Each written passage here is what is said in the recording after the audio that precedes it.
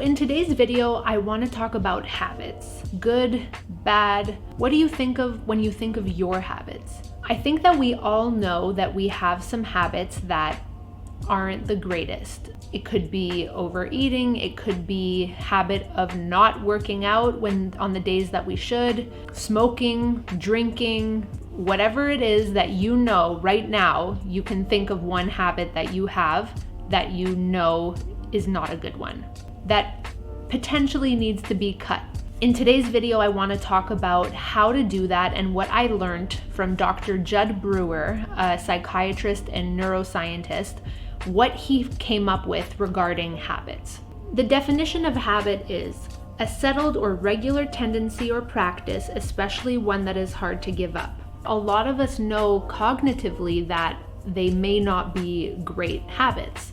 If you're a smoker, you most probably know that that isn't really a good habit. It's not a healthy habit, but you're doing it anyway because it's an addiction. But at the back of your mind, you know it is not good for you. For example, one of my habits that I'm aware of that is not great for me is when I wake up in the morning, I grab my phone and I check all of my social media apps, I check my notifications, and I stay in bed for a bit and scroll and get all of that done before getting out of bed. I know that that is slowing down the start of my day. I know that that is a kind of a lazy way of starting the day. It is not starting the day as strong as I could be, and I still do it knowing that it is not the greatest way to start the day.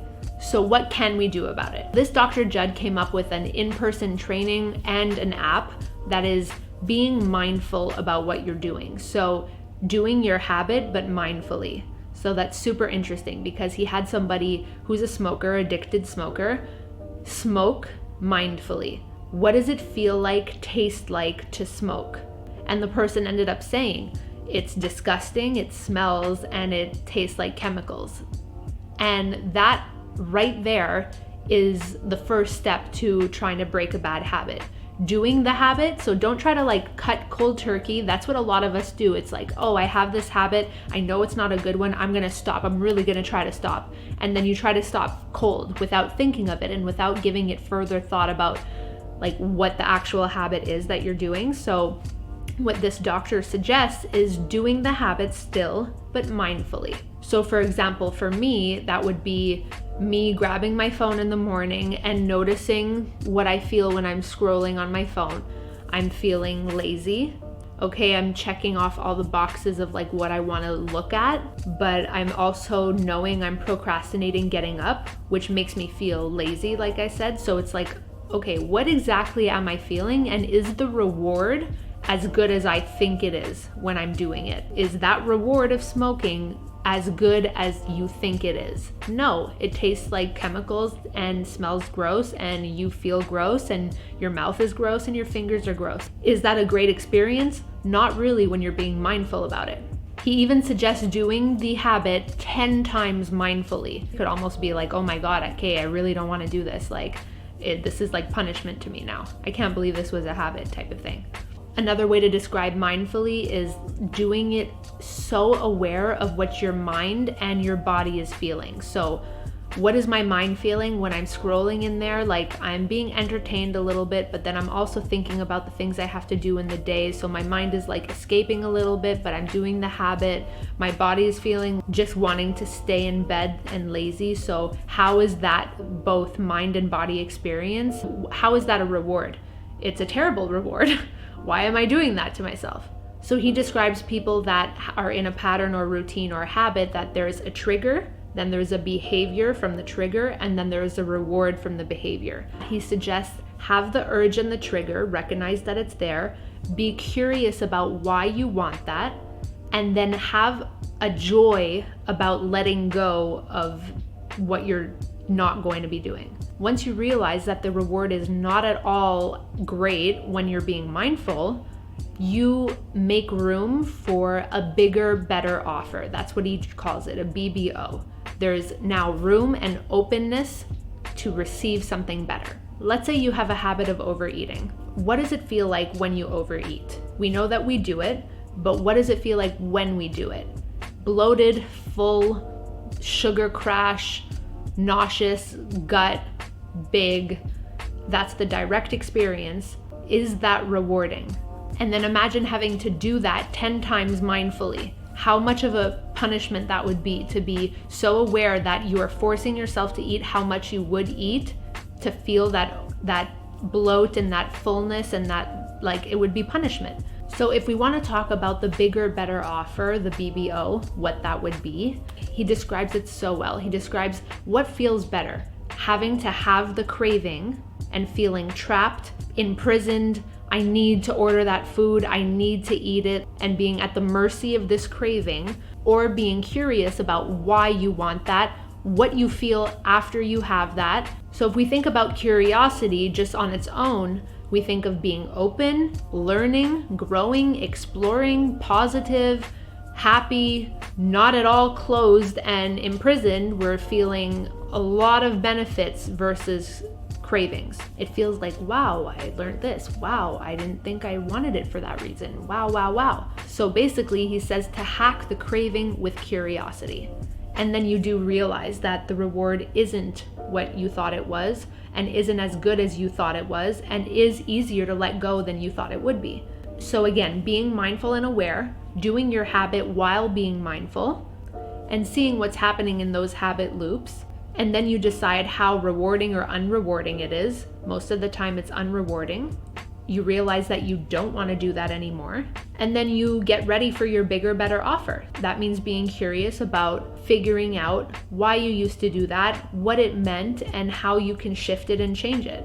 If you're feeling like you're lacking some happiness in your life, what routines and habits are you doing in your day-to-day life that could be making you feel that way? It's almost like we have to think about when we're doing that habit that we know we shouldn't be doing. You have to think of, like, what would Veronica at her best be doing to start her day? Curiosity is what eventually ends up breaking bad habits. Have you ever heard the quote from Albert Einstein that says, "I have no special talents, I'm only passionately curious"? My dad told me that growing up all the time. Just be passionately curious about what you're doing, about your work, about your hobbies, about your habits. That turns out to be the way that you break bad habits, is being freaking passionately curious. You can't expect change to happen if you're not trying to find a way to change it. We can all activate being passionately curious within us. How come he can be curious, I can't? It doesn't work that way. We all have it within us. So it's just about activating it, turning it on, switching it on, and just wanting to know. If you don't want to do that and you are complaining about your life, you're not going to change anything. What do you feel when you do blank? Well, I feel blank, blank, blank. Is that serving me? How is that serving me? Is that serving the people around me? Is that serving my girlfriend or boyfriend? Is that serving my siblings? I'm sure you already know the quote by Jim Rohn that says you're the average of the 5 people you spend the most time with. So we know that we do have a trickle effect to the people around us. I know I want to have a good effect on the people around me because I also want the people around me to have a good effect on me. Getting in the habit of wanting to better yourself in different areas of your life is awesome for that. Even asking when you notice your friend is doing something that maybe you think isn't serving them very much. You can ask them and be a good influence and be a great accountability partner and say, what do you feel like when you're doing that? Like, why do you do that?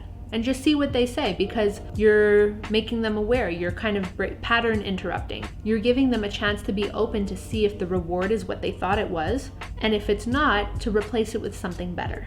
I've gotten into the habit of any time that I'm doing the dishes, washing my face, brushing my teeth, making my bed, cooking anything, I have a podcast on. I got into the habit of constantly learning. What I realize is cool is that when you're breaking a bad habit, let's say, you normally end up making a new one, right? So if I want to no longer scroll on my phone after my alarm rings, my new habit is getting up first, washing my face, brushing my teeth, going back to make my bed, starting my day, and then when I have time and it is the appropriate time for me to do that, then I can do that. That's a new habit. I would take one that you notice that you do like almost on the daily or on the daily. Go through this experience. Be mindful about it when you do it the next time, and then do it a few more times, 10 more times if you want to do it like Dr. Jud, suggests to do it. and really, really be curious to see what are you feeling and what are you thinking, what is your mind and your body going through when you're doing it, and then decide if that's rewarding or unrewarding. Figure out what your bigger and better offer is. For me, it would be feeling productive, having momentum to my day, rather than feeling lazy and unproductive and starting my day slower. So that's the bigger, better offer. I recently found out about all of this. I thought it was a cool video to do and to talk about. I love learning new things, so I thought this was really, really interesting, and I hope you thought it was interesting too. So let me know in the comments what habit you're thinking of trying to break, and maybe what you're replacing it with, and how this process is going for you. And I will see you in my next video. Bye.